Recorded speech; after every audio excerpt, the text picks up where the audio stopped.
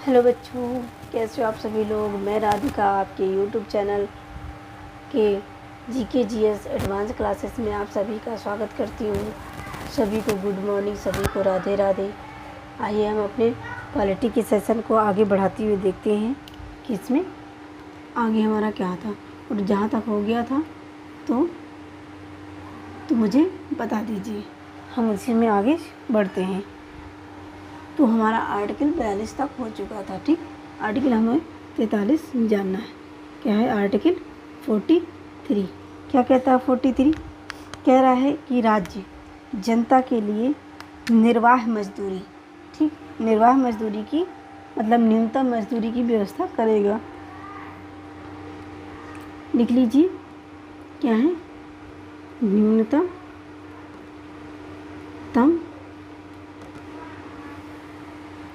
मजदूरी या निर्वाह मजदूरी, निर्वाह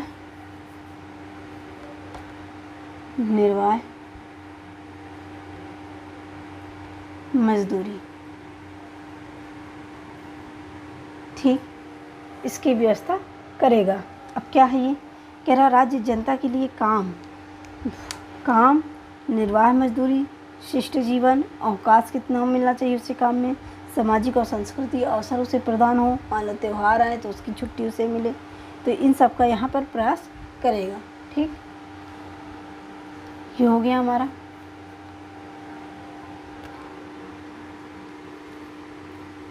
अब आर्टिकल हमारा 43 का ए, ये क्या कहता है? कह रहा है उद्योगों के प्रबंधन में कर्मचारियों का भाग लेना। ठीक, उद्योगों के प्रबंधन में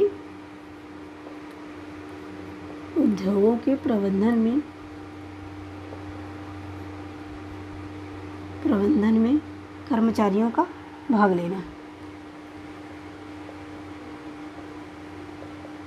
कर्मचारियों का भाग लेना। देखो मैंने कल बताया था आप लोगों को कि ये जो कैपिटल वाले होते हैं वो जोड़े होते हैं, कभी न कभी जोड़े गए होते हैं संविधान संशोधन के तहत। तो ये कब जोड़ा गया? तो 42वें संविधान संशोधन तहत, 42वें संविधान संशोधन द्वारा जोड़ा गया। कब हुआ था? तो 1976 में। ठीक, अब अगला हमारा आर्टिकल 43 का बी। ठीक, ये भी कैपिटल है तो ये भी कभी जोड़ा गया होगा। इसमें कह रहा है सहकारी सोसाइटी का संवर्धन। क्या है? सहकारी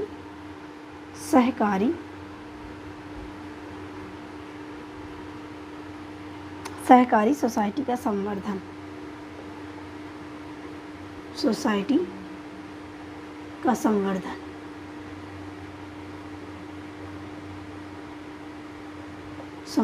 सहकारी सोसाइटी का संवर्धन। ठीक, तो ये कब जोड़ा गया है? तो ये 97 संशोधन, क्या है 97 संविधान संशोधन द्वारा जोड़ा गया है, संविधान संशोधन द्वारा जोड़ा गया है। और कब जोड़ा गया? तो ये है 2011 में। कब? 2011 में। अब हमारा आर्टिकल नंबर 44, आर्टिकल नंबर 44।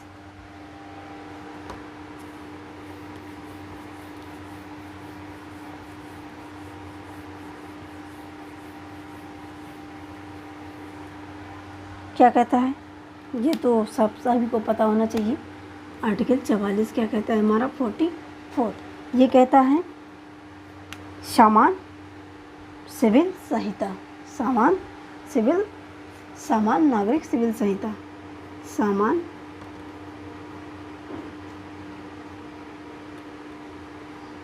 नागरिक सिविल संहिता,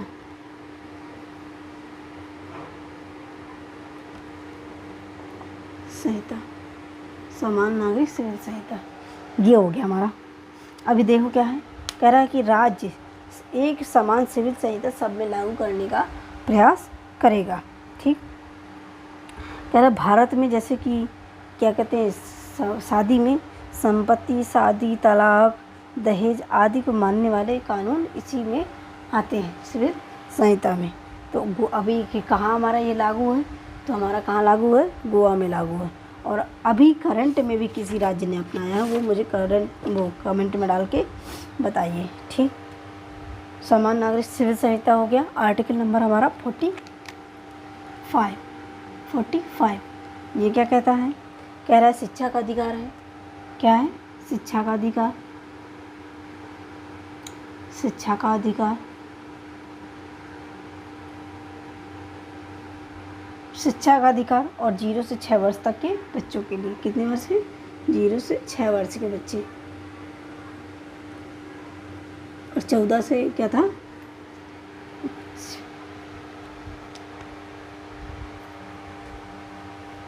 और दूसरा शिक्षा का अधिकार किसमें है, किसमें जोड़ा गया है, वो मुझे आप बताइए, ठीक। और कह रहा है कि 0 से 6 वर्ष तक के बच्चों के लिए इनकी देख रेख करेगा और इनकी शिक्षा की व्यवस्था करेगा राज्य।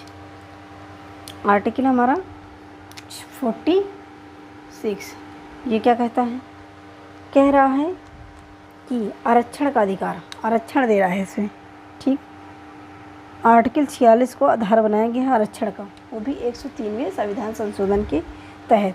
तो इसमें पिछड़े, जो शैक्षणिक रूप से जो पिछड़े अनुसूचित जाति है, जनजाति हैं, कमज़ोर वर्ग के लोग हैं, उनके लिए विशेष प्रावधान करेगा। तो लिख लीजिए इसमें कि राज्य आर्थिक और शैक्षणिक रूप से पिछड़े, राज्य आर्थिक और शैक्षणिक रूप से पिछड़े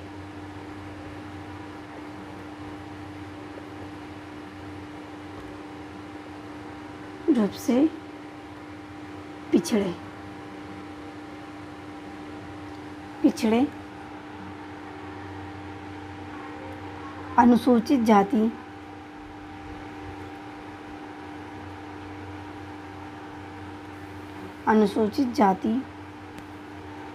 ठीक, तथा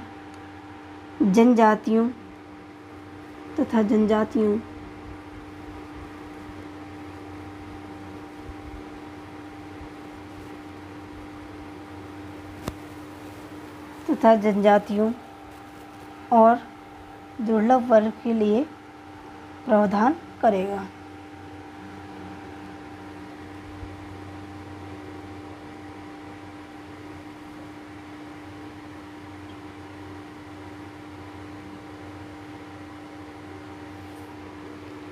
वर्ग के लिए प्रावधान करेगा, ठीक। इसमें बताया मैंने आरक्षण दिया जा रहा है, वो भी 103वें संविधान संशोधन के तहत। और महिलाओं को आरक्षण किस आर्टिकल में दिया गया है, तो आर्टिकल 15 के 3 के तहत, ठीक। जो हो गया हमारा। अब हम अगला चलते हैं, आर्टिकल नंबर अपना 47। हमें आज ये आर्टिकल 51 तक कंप्लीट करने हैं। तो ये क्या कह रहा है, आर्टिकल हमारा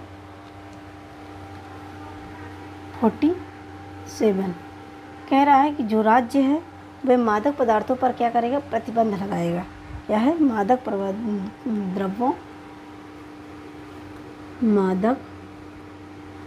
द्रव्यों और हानिकारक औषधियों पर निषेध, और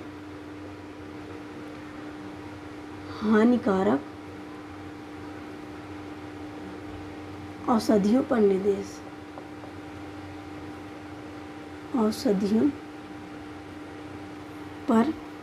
निषेध, ये हो गया। मादक द्रव्यों और हानिकारक औषधियों पर निषेध मतलब राज्य जो है हमारा पोषण स्तर, जीवन स्तर को अच्छा बनाने का प्रयास करेगा, लेकिन वहीं जैसे मादक पदार्थ है हानिकारक है शरीर के लिए, औषधियाँ हैं कुछ जैसे ड्रग्स वगैरह, ये सब इन पर क्या है, प्रतिबंधित करेगा कि इनका यूज ऐसे नहीं हो सकता है। और कुछ जैसे दवाइयों पर, जैसे बेहोश करने के लिए कुछ दवाइयाँ जैसे बनाई जाती हैं, हॉस्पिटलों में यूज की जाती हैं, तो उन पर प्रयोग पर वो अनुमति देगा, उनको छोड़ करके ऐसी सार्वजनिक नहीं दे सकता है, ठीक, कहने के लिए। तो ये हो गया हमारा आर्टिकल हमारा अगला 48, ये क्या कहता है?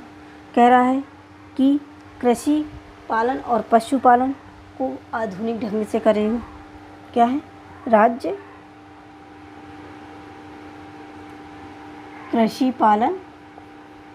कृषि और पशुपालन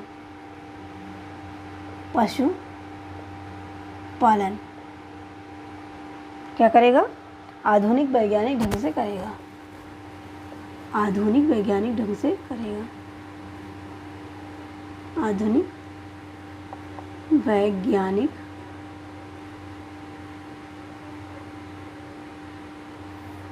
ढंग से करेगा या अच्छी पद्धति से करेगा।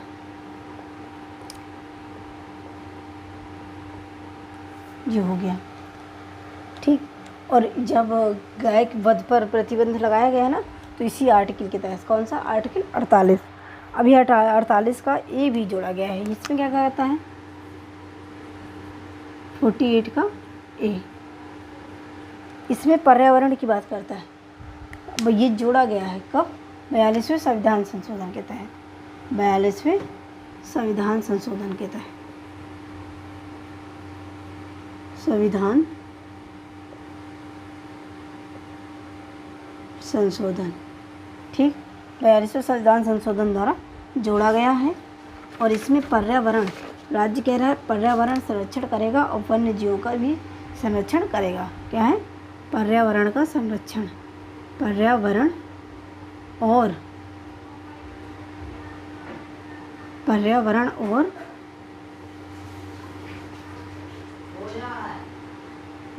और वन्य जीवों की रक्षा करेगा। रक्षा जी हो गया। 48 का ए ये कहता है। फिर हमारा अगला है 49। क्या कहता है 49? 49 तो ये कहता है हमारा कि राज्य ऐतिहासिक तथा राष्ट्रीय महत्व स्मारकों की रक्षा करेगा। क्या है? राज्य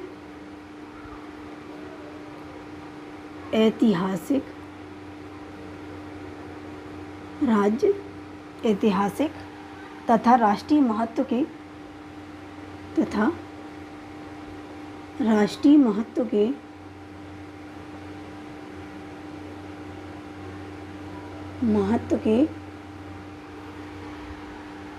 स्मारकों की रक्षा करेगा। क्या करेगा? स्मारकों की रक्षा करेगा। रक्षा करेगा। जैसे जो भी हमारी धरोहर है, जैसे ताजमहल हमारा, उसकी रक्षा करने का आर्टिकल 49 के तहत राज्य को करने का अधिकार है, ठीक। फिर इसके बाद आर्टिकल 50 आ गया ना। हाँ, आर्टिकल 50 क्या कहेगा?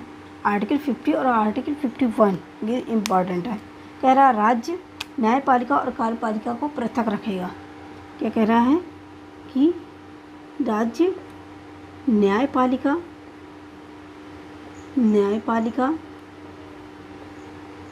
और कार्यपालिका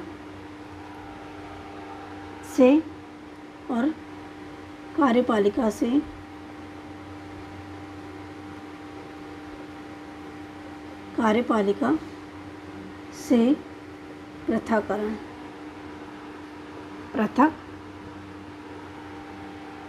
करेगा, ठीक है। न्यायपालिका और राज्यपालिका दोनों अलग अलग रहेंगे। फिर है आर्टिकल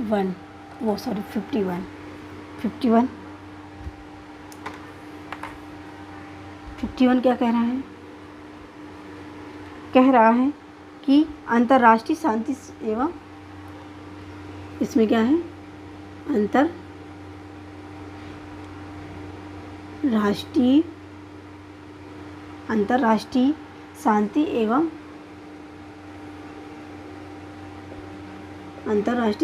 एवं सुरक्षा, अंतर्राष्ट्रीय शांति एवं सुरक्षा को बढ़ावा देगा।